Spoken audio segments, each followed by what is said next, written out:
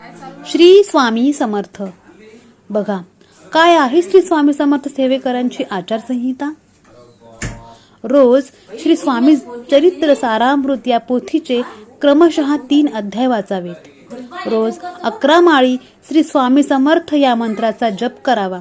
आपण जे जे खाऊ, जे जे जेवू ते स्वामी समर्थ महाराजांना मनोभावे अर्पण करून मगच आपण ग्रहण करावे.